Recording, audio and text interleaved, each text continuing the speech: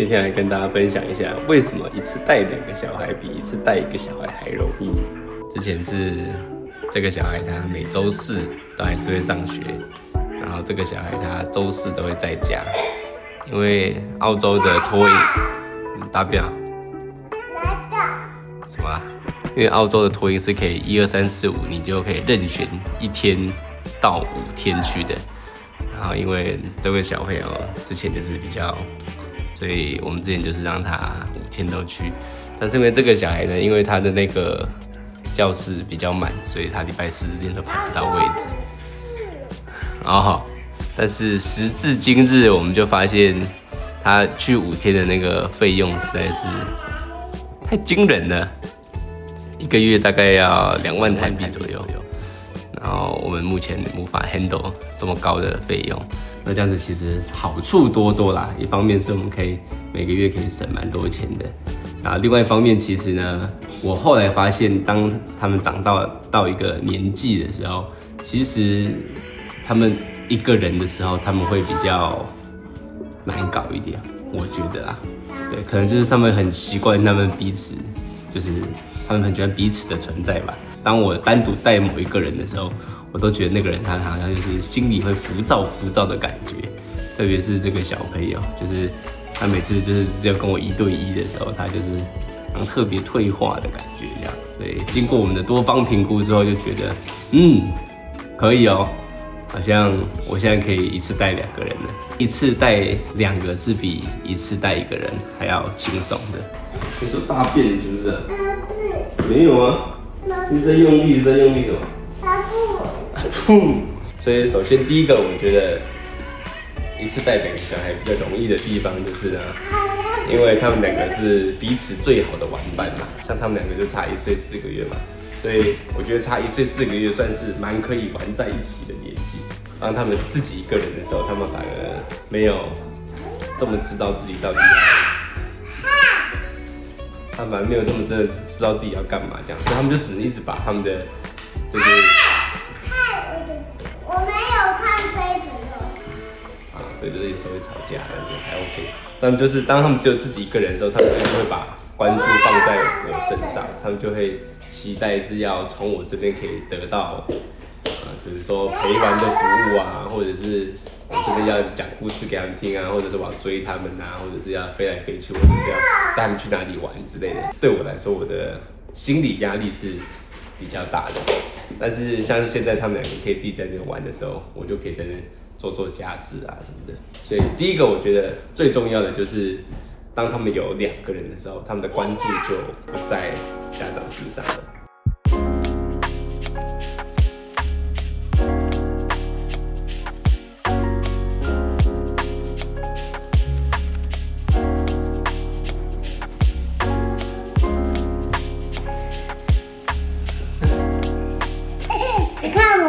我这样看得到，我们是在公鸡时候，在家时候，妈妈去上班的时候，然后我跟弟弟、爸爸在家时候我们要去看医生吗？看意外。我们要去看意外。Look inside an airport。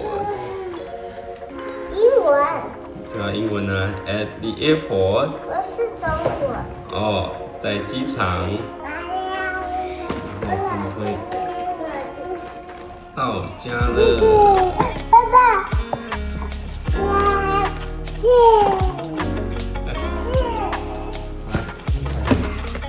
坐在擦鼻涕。过来，过来。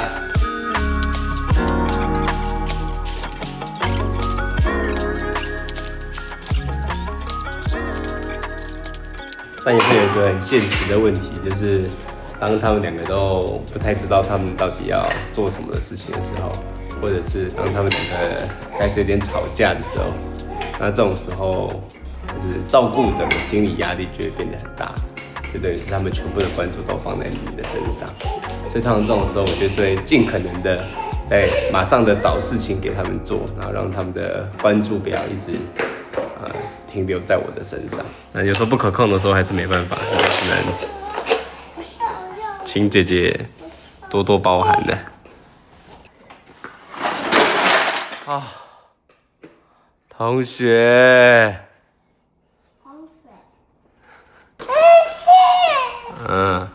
冷静一点啊，不要破坏哦。我们不要破坏现在的和谐，好不好？耶耶。这个变黄色的，这个变。哇！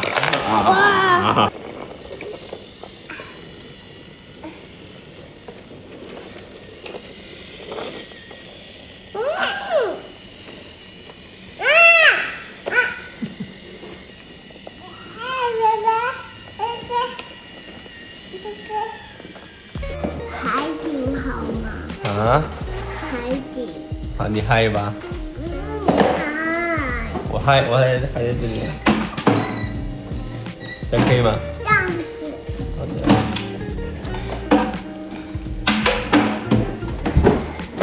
再去躲起来，我去躲起来。OK。第二个带2个小孩的好处就是，他们2个都会一直互相的模仿，所以就会创造出很多新的玩法。然后其实这种玩法是我们自己一个人带小孩的时候，是我们是想不到的。因为毕竟就是小孩玩乐是他们的本能嘛。当一起带他们2个的时候，就会发现他们实在是可以很有创意这样。因为就只有我们自己一个人的时候，我们自己就很容易成为小孩的天花板。可是当他们有2个人的时候，他们就可以不断的突破他们个人的天花板，这样子有好有坏啦。以秩序的角度来说不是很好，但是以那个有趣来说是蛮好玩的。又跑来了。这样1、2、3。1、2、3、4、5、6、7、8、9、10。好，你读好了吗？艾希在哪里？艾希跑去哪里了？哇，你在这里躲起来啊！我都没找到你耶，你躲得好好哦。换我1、2、3，让你讲哦。我躲起来是不是？好。1、2、3、4、5、6、7、8、9、10。你在哪里？我躲起来了。6、7、8、9、10。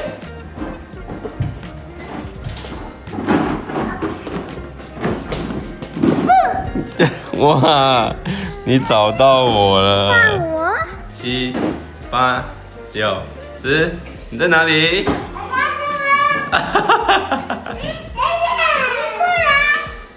你在哪里？我找不到你。这边。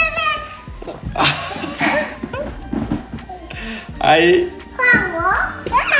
走起，我走起。好，你要躲在哪里？我在躲在那里。啊？好。好，1、2、3、4、5、6、7、8、9、10、11、13、15、16、17、18、19、20。OK。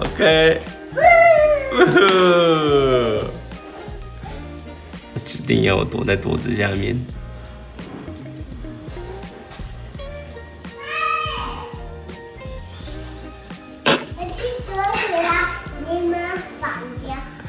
到底是谁要躲起来了？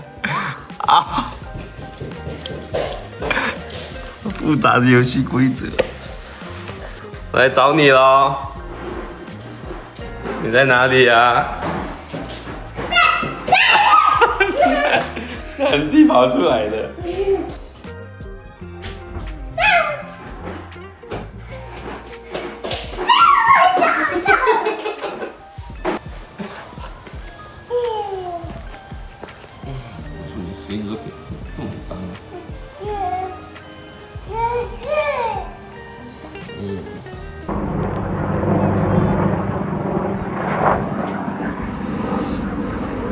手会痛吗？手会痛，一点点。哎呦喂！哦 ，good。哇，你还真的开得了哎，你长大了。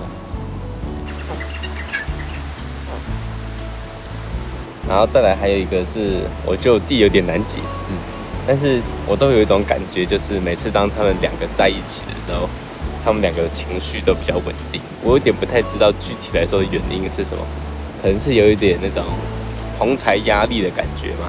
我一起带他们的时候，他们两个对我那种大发飙的时间是比较少的，可能彼此之间还是会有一点化学效应吧，就觉得说，哦，现在姐姐没有闹，那我也不应该闹。或者说，哦，现在弟弟没有闹，那我也不应该闹。所以，如果目前说到这边，我觉得带两个小孩比较麻烦的，就会是在照顾他们生理上的需要。比如说吃饭的时候确实会比较忙，或者是比如说两个都大便，或是两个都要换尿布的话，那这种时候真的会比较忙。但是其实除此之外，我觉得照顾者是比较不需要花这么多的心思在照顾他们在心理上面的需求的。我觉得还蛮神奇的，不知道大家有没有相同的经验？如果有的话，也可以跟我分享一下。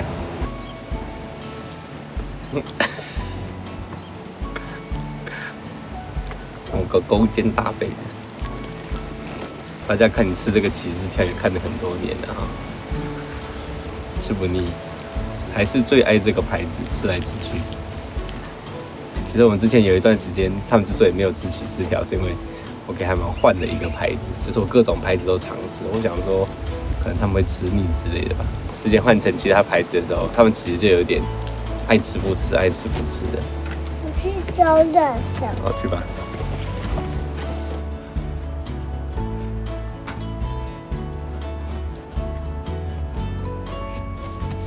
Good。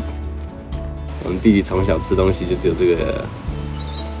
也不该说坏习惯，就是一个特别的习惯，就他的食物都要反复在嘴巴里面玩弄很久。我在上面，看得到的，哇哦，他就这样子从那边这样子爬上去，带着他手残的手。其实两个小孩就有点是那个有比较就有伤害。你等他一下，你等他一下，因为其实阿西在。其实黄熙在等你等他一下嘛。其实黄熙在弟弟这个年纪的时候就已经可以爬这个东西了，手脚非常的协调。那弟弟目前看起来是，哦，他要你抱他哎，他以为是你要抱他。其实老师在学校是不给黄熙溜滑梯的，确实就是会有一点那个手的疑虑。但是爸爸带就是比较随性一点，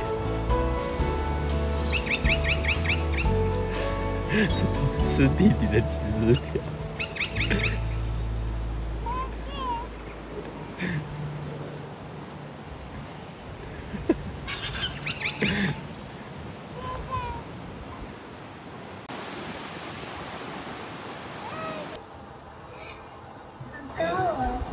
我要抓自己抓。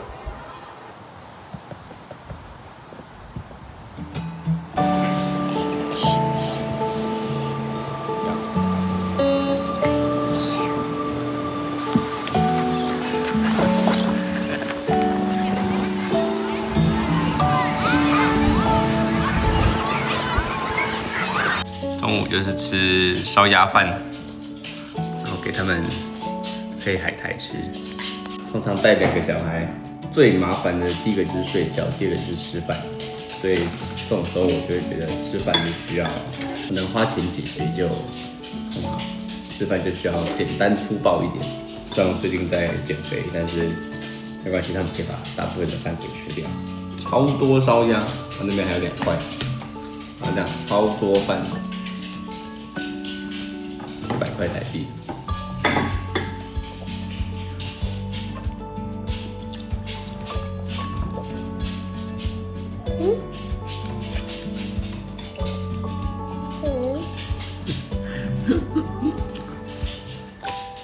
给弟弟喝吃了吗？弟弟要吃吗？要吗？要吃吗？要吗？要吗？不要。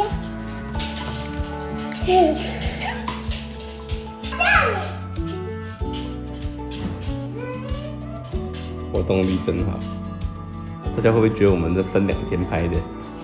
我们早上穿长袖长裤，现在变成短袖短裤了。欢迎来到墨尔本，日夜温差超过15度。哎，我的笔，哎，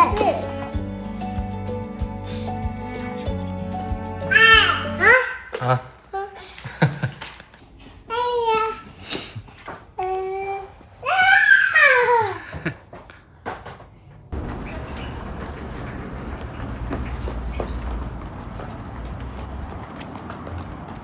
今天刚好是弟弟的回诊的，不是回诊啊。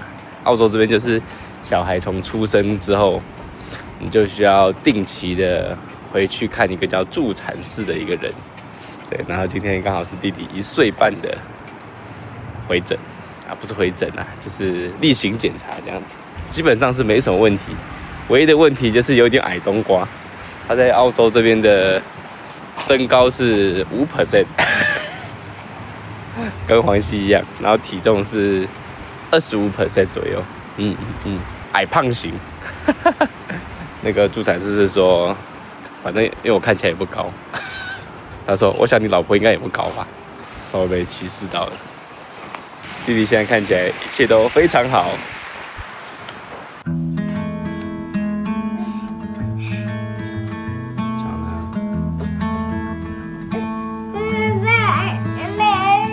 起床了。